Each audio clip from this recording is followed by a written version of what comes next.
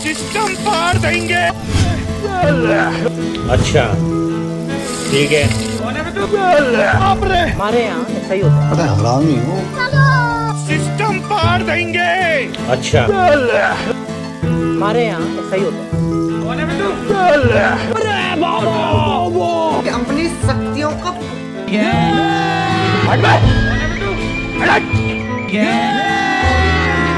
अभी मजा आएगा ना भिड़ो। सिस्टम पार देंगे।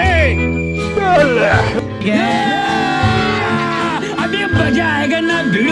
हेलो गाइस, स्वागत छ आज मेरो ब्लगमा। म आज बनाउन जाँदैछु गङ्गटा तरकारी। यो जाडोको मौसममा मस्त गङ्गटा बनाएर तातो तातो खाइदिउँ भनेर म गङ्गटा बनाउन जाँदैछु। ल अब पकाउनलाई सुरु गरौँ है त। अब गङ्गटा सफा गर्ने पालो। गङ्गटामा अलिकति बेसार हालेर राम्रोसँग धुन्छु।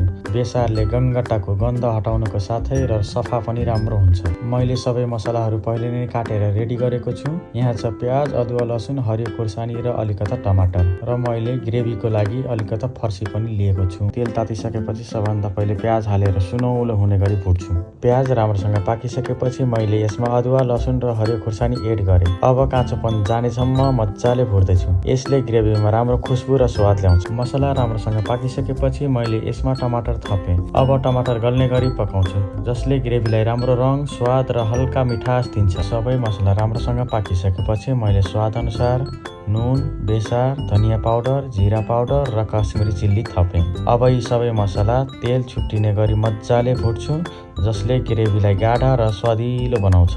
मसला पाकिसकेपछि अलिकति पानी थपेर ढाकेँ। मध्यम आँचमा मस्त पकाएँ। पानी हालेर ग्रेभी मजाले उम्लिएपछि मैले यसमा फर्सी थपेँ। फर्सी नरम भएर राम्रोसँग पाकिसकेपछि अब पालो आउँछ गङ्गटाको। गङ्गटा हालेर लो हिटमा बिस्तारै चलाइ पकाउनु पर्छ।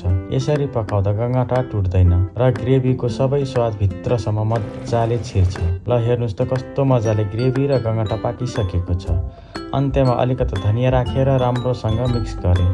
बस अब तयार भयो घरमै बनेको स्वादिलो गङ्गटा फर्सी ग्रेभी र यही हो फाइनल रिजल्ट। यति स्वादिलो र मिठो पाकेको देखेर मलाई खाउँ लागिहाल्यो। त्यसैले अलिकति टेस्ट पनि गरिहाल्यो। ओहो कति मिठो, कति स्वादिलो। तपाईँहरूले भिडियो अन्तिमसम्म हेरिदिनु भएकोमा धेरै धेरै धन्यवाद। कमेन्ट गर्न नबिर्सिनु होला।